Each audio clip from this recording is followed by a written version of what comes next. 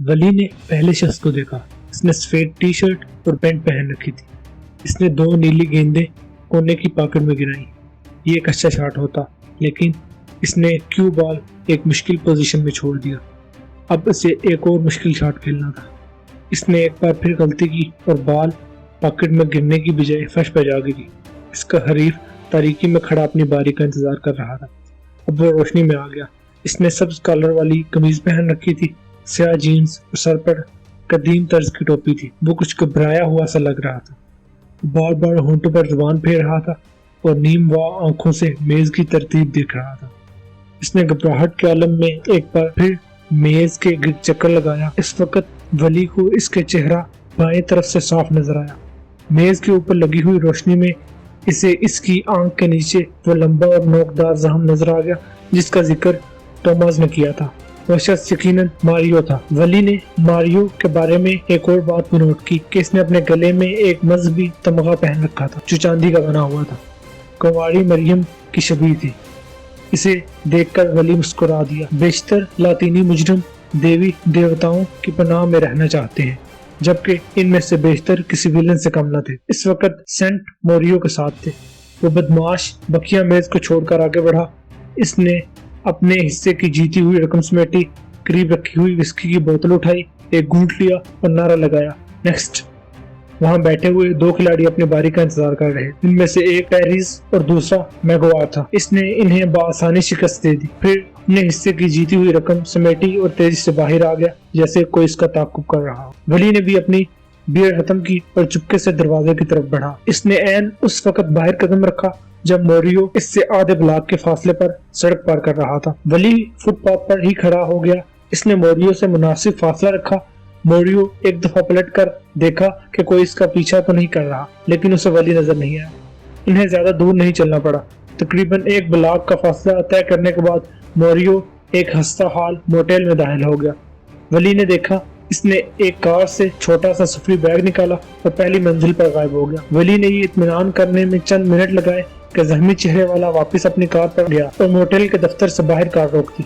चंद minute बाद वली ने Moreau के कमरे के बिल्कुल सामने एक कमरा किराए पर ले लिया। इसने दूसरे कमरे पर नजर रखने के लिए पर्दे हटा दिए और बिस्तर पर लेटकर यूट्यूब पर बास्केटबॉल गेम देखने लगा। रात के बकिया हिस्से में मोरियो या वली में से किसी ने कोई हरकत न की। निस शब के करीब वली की आंख लग गई और वो गहरी नींद सो गया। अगले रोज वो सुबह जल्दी बेदार हुआ। इसने खिड़कियों के पर्दे हटाए। मोरियो की कार इसी जगह खड़ी हुई थी। वली ने 9 बजने तक इंतजार किया, फिर फ्रैंक पेट्रिक का नंबर मिलाया। वो मियामी बॉर्डर पेट्रोल का एजेंट था।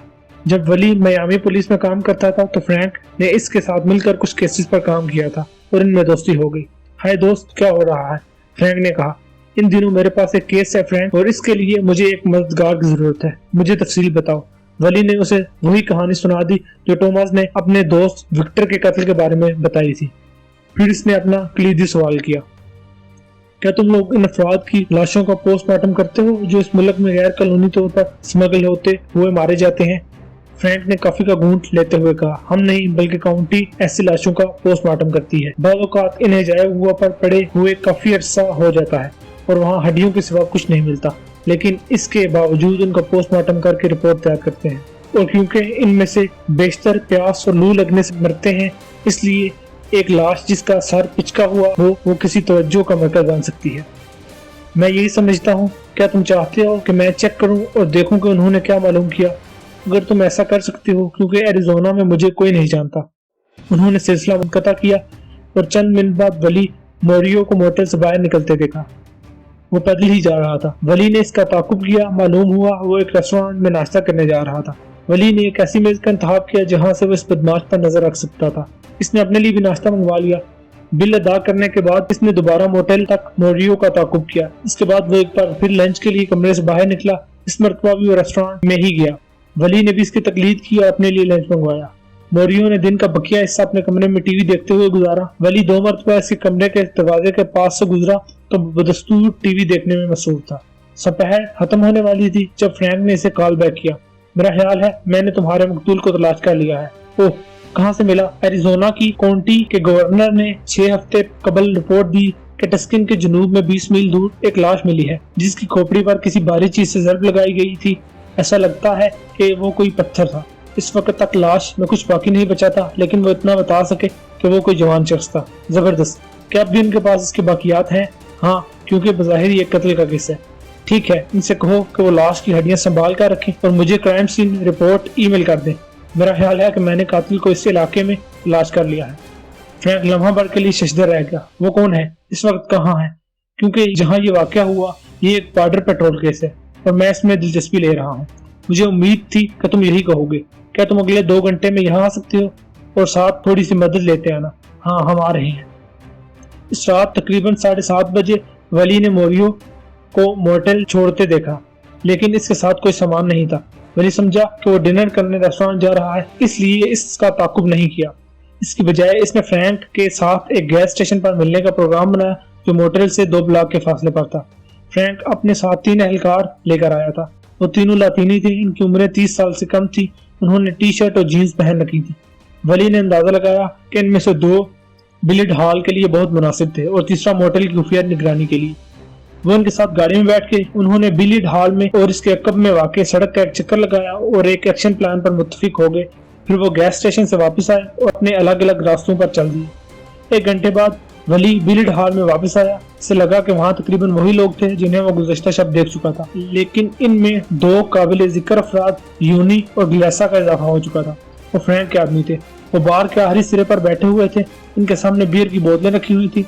वली और इनके दरमियान नजरों का तबादला हुआ और वली बार की मुखालिफ सिमत में चला गया और अपने लिए बियर का ऑर्डर दिया। वली अपनी बियर लेकर ऐसी टेबल पर आ बैठा जहां से बिलियर्ड हॉल के दाखिली दरवाजे पर नजर रखी जा सकती थी और फ्रैंक के दोनों आदमी भी आसानी से नजर आ रहे थे। फ्रैंक के साथ आने वाला तीसरा आदमी फ्रांको इस वक्त मोटेल के बाहर खुफिया निगरानी पर मामूर था और खुद फ्रैंक बिलियर्ड हॉल के बाहर इतने फासले पर मौजूद था कि जरूरत पड़ने पर वो महज 10 सेकंड में हॉल के अंदर पहुंच सकता था। वो और उसके साथ आने वाले सारे अफराद पूरी तरह मुसल्लह थे। इन लोगों ने 1 घंटा पहले गैस स्टेशन पर जो एक्शन प्लान तैयार किया था, इसके मुताबिक मोरियो को डिनर के बाद इसी बिलियर्ड हॉल का रुख करना था ताकि अपने खेल से ज्यादा दौलत समेटे। मगर आज वली इस कमीने को बिलियर्ड खेलने का मौका देने के मूड में हरगिज नहीं था। मोरियो जैसे ही बिलियर्ड हॉल में दाखिल होता, वली ने यूनी और ग्लेसा को इशारा करना था। इसके बाद फ्रैंक के दोनों आदमी मोरियो को संभाल लेते और फौरन गिरफ्तार कर लिया जाता। अगर मोरियो किसी भी तरह से काबू में न आता और बचने के लिए हॉल से दौड़ लगा देता तो वहाँ फ्रैंक से छापने के लिए रेड अलर्ट खड़ा था। एक और इम्कान भी हो सकता था। वली के अंदाजे के मुताबिक मोरियो को डिनर के बाद बिलियर्ड हॉल का रुख करना था। अगर वली का ये अंदाजा गलत साबित हो जाता और मोरियो बिलियर्ड हॉल आने की बजाय वापस मोटेल चला जाता तो ऐसी सूरत में मोटेल के बाहर निगरानी पर मामूर फ्रांको इन्हें इत्तला दे देता। मोरियो का हुलिया, कदोकामत और इसकी गाड़ी का नंबर और मेक सब कुछ ज़हन नशी कर लिया गया था। गोया किसी भी हाल में इस बदबख्त मोरियो के बच निकलने का कोई इम्कान नहीं था। वली को ज्यादा देर इंतजार नहीं करना पड़ा। 9 से चंद मिनट पहले इनका शिकार बिलियर्ड हॉल में दाखिल हुआ। गुज़श्ता रोज वो यहाँ से 86 रकम जीत कर गया था। इसका चेहरा अंदरूनी मुसर्रत से चमक रहा था। वो बड़े इत्मीनान से चलता हुआ बार काउंटर की जानिब बढ़ा ताकि अपने लिए पीने का बंदोबस्त कर सके। इस दौरान में वली फ्रैंक के आदमियों को ग्रीन सिग्नल दे चुका था। यूनी और ग्लेसा अपनी जगह छोड़कर मुहतात कदमों से मोरियो की जानिब बढ़ना शुरू किया। ताहम उन्होंने अभी तक अपनी गन्स की नुमाइश न की ताकि हाल में मौजूद अफराद में खौफो हिरास न फैल जाए। वो इसके सर पर पहुंचकर इसे शिकार करना चाहते थे। वली का दिल कनपट्टियों में धड़क रहा था। इसे फ्रैंक के आदमियों से कभी उम्मीद थी कि इसकी मेहनत जरूर रंग लाएगी। इसने अपना काम भरपूर अंदाज में सर अंजाम दिया था, लिहाजा इसका नतीजा भी हसरतों को ही बरामद होना चाहिए था। वली की तमन्ना पर इस वक्त पानी फिर गया जब मोरियो ने अचानक गन निकालकर एक तरहदार वेट्रेस को अपने काबू में ले लिया। इसका एक बाजू वेट्रेस की गर्दन के गिर्द लिपटा हुआ था और इसने दूसरे हाथ में पकड़ी हुई गन की खतरनाक नाल को वेट्रेस की कनपट्टी से लगा रखा था। मेरे नजदीक आने की कोशिश नहीं करना, वरना वो फ्रैंक के आदमियों की तरफ देखते हुए वर्राया, वरना इस हसीना का भेजा उड़ा दूंगा और इसके बाद तुम दोनों को भी जहन्नम रसीद करने में किसी सोच विचार से काम नहीं लूंगा। मैंने हाल में कदम रखते ही तुम्हें पहचान लिया था। तुम दोनों का ताल्लुक पुलिस से है। मोरियो इनकी तवक्कुआत से कहीं ज्यादा शातिर और होशियार साबित हुआ था। बिलियर्ड हॉल में मौजूद हर शख्स गोया सांप सूंघ गया। मोरियो के तेवर तो यही बताते थे कि वो अपनी धमकी पर अमल करने में किसी तरद्दुद से काम नहीं लेगा। इन लम्हात में वली का जहन एक ही नुक्ते पर फोकस था कि काश कोई मौजज़ा रोनुमा हो जाए। मोरियो वेट्रेस को अपनी गन के निशाने पर रखते हुए उल्टे कदमों पीछे हटने लगा। यूनी और ग्लेसा पर इसने कड़ी निगाह रखी हुई। वो दोनों वेट्रेस की जिंदगी खतरे में नहीं डाल सकते थे, इसलिए बेबसी से मोरियो को वहाँ से जाते देख रहे थे। इससे चंद फीट के फासले पर बिलियर्ड हॉल का दाखिली दरवाजा था और इस दरवाजे के पहलू में एक चौबी जीना था जो इस हॉल की बालाई मंजिल की तरफ जाता था। अब एक आखिरी उम्मीद बाकी रह गई थी कि वो शैतान वेट्रेस को अपने कब्जे में रखकर हॉल से बाहर निकले और फ्रैंक इस पर काबू पा ले। इन लोगों ने इस इम्कान को नजरअंदाज नहीं किया था कि मोरियो मुसल्लह होगा, लेकिन ये उनके वहम गुमान में भी नहीं था कि इसका हद से ज्यादा चालाक ज़हन हाल में दाखिल होते ही बाजी पलट देगा। मोरियो उल्टे कदमों चलते हुए हाल के दाखिली दरवाजे के बिल्कुल नजदीक पहुंच गया। फिर इसने एक और गैर मुतवक्को हरकत की। वो बिल्ड हाल से बाहर निकलने के बजाय जीने की जानिब बढ़ा और वेटर्स को तकरीबन अपने साथ घसीटते हुए ऊपर की सिमत ले जाने लगा। इस मौका से फायदा उठाते हुए यूनी और ग्लेसा ने अपनी गन निकाल ली और इसके पीछे लग गए। वली ने भी अपनी जगह छोड़ दी। इस दौरान में मोरियो इन सब की नजरों से ओझल हो चुका था। यूनी और ग्लेसा ने 24 जीने पर चंद कदम उठाए कि एक धमाके की आवाज सुनाई दी। ये किसी इंसानी जिस्म के किसी 24 शय से तसादम की मखसूस आवाज थी और इस आवाज के साथ ही एक नस्वानी चीख भी फिजा में बुलंद हुई। ओह, कहीं इस मरदूद ने वेटर्स को शूट तो नहीं कर दिया। वली ने बेसाख्ता सोचा और जीने की जानिब दौड़ लगा दी। अगले ही लम्हे वली का ख्याल गलत साबित हुआ। दर हकीकत मोरियो ने इस वेटर्स को अपने ताकुब में आने वाले अफराद के ऊपर फेंक दिया। वेटर्स का बदन पहले जीने से टकराया और फिर लड़कते हुए यूनी और ग्लेसा की राह में रुकावट बन गया। वो दोनों बुरी तरह लड़खड़ा गए। वली इनके नजदीक पहुंचा, फिर एक लम्हा जाया किए बगैर इसने ऊपर की सिमत दौड़ लगा दी। बिल्ड हॉल के ऊपर एक जानब 2 कमरे बने हुए थे जो बंद थे, बाकी का पूरा हिस्सा एक खुली छत थी। वली ने आंखें फाड़कर अंधेरे में मोरियो को तलाश करने की कोशिश की, मगर वो कहीं नजर न आया। इसने सोचा शायद वो इन 2 कमरों में से किसी एक के अंदर छुप गया है।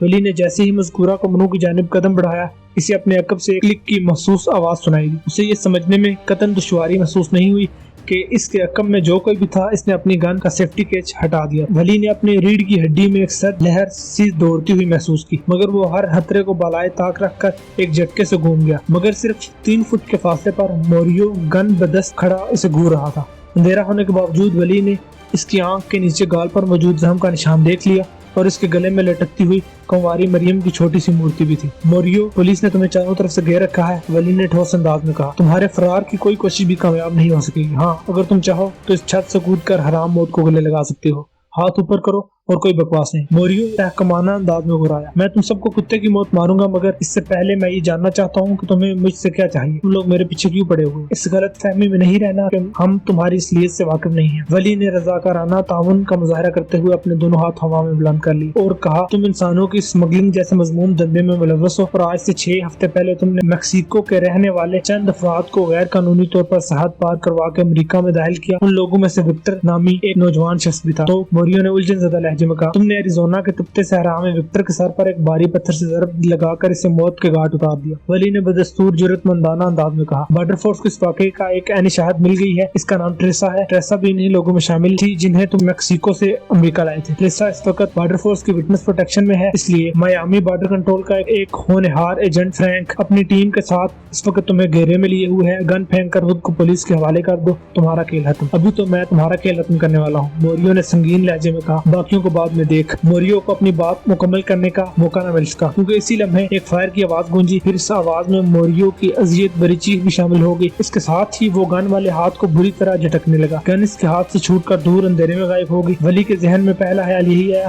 कि यूनी या ग्लेसा में से किसी ने मोरियो के गन वाले हाथ को निशाना बनाया। एक अगले ही लम्हे फ्रैंक ने तारीकी में से नमूदार होकर वली के ख्याल को हाम साबित कर दिया। फ्रैंक के हाथ में इसकी सर्विस गन मौजूद थी। तुम यहाँ छत पर? वली ने हैरत और उलझन की मिली जुली कैफियत से पूछा। फ्रैंक, तुम्हें तो बिलियर्ड हॉल के दाखिली दरवाजे पर मौजूद रहना चाहिए था। इस दौरान में यूनी और ग्लेसा ने बड़ी मुस्तैदी से घायल मोरियो को हथकड़ी पहना दी। अगरचे वो अपने जख्मी हाथ के साथ भी वहाँ से फरार होने की कोशिश में था, मगर फ्रैंक के आदमियों ने इसको बेबस करके गिरफ्तार कर लिया। हाँ, प्रोग्राम तो वही था जो तुम बता रहे हो, फ्रैंक ने वली के सवाल का जवाब देते हुए कहा। लेकिन गैस स्टेशन पेट्रोल पंप वाली मीटिंग के बाद मैंने इस बिलियर्ड हॉल का एक मुख्तसर सा विजिट किया और मैंने महसूस किया था कि हमारा टारगेट छत के रास्ते भी फरार होने की कोशिश कर सकता है। बस फिर मैंने छत वाला महाज संभाल लिया और देख लो, मेरी ये हिकमत अमली काम आ गई। लम्हाती तवक्कुफ के बाद इसने एक बोझल सांस खारिज की और फिर इजाफा करते हुए बोला, आई एम सॉरी, मैंने तुम्हें इस तब्दीली के बारे में नहीं बताया। नो इशू, वली ने सरसरी अंदाज में कहा। इतना तो चलता है, मगर इतना नहीं चल सकता जो तुमने किया, वली कोस्ता, फ्रैंक ने मानी हेज अंदाज में कहा। मगर इतना नहीं चल सकता जो तुमने किया, वली कोस्ता, फ्रैंक ने मानी हेज अंदाज में कहा। क्या मतलब है तुम्हारा? विसाता वली के मुंह से निकला। तुम्हें छत पर आने और मोरियो की गन का सामना करने की क्या जरूरत थी? फ्रैंक ने मीठी सरजनिश करते हुए कहा, ये हम पुलिस वालों का काम था, हम इस मामले को खुद देख लेते, तुमने हाँ अपनी जान को खतरे में डाला। फ्रैंक, क्या तुम भूल गए हो कि प्राइवेट सुराग रुसां का पेशा इख्तियार करने से पहले मैं मियामी पुलिस में हुआ करता था और हम दोनों ने मिलकर भी कई केसेस पर काम किया था। वली ने शिकायत भरे लहजे में कहा, इस पुलिस वाले वली की रूह मेरे अंदर मौजूद है। ठीक कह रहे हो, फ्रैंक लाजवाब सा होकर बोला। बहरहाल एक अहम बात ये है कि मुजरिम को कानून की गिरफ्त में आना चाहिए और ये काम हम दोनों ने एक बार फिर कर दिखाया। वली ने जहरीला मुस्कुराने पर इत्तफाक किया। इसकी इस धीमी मुस्कुराहट में फतह का नशा साफ झलकता था।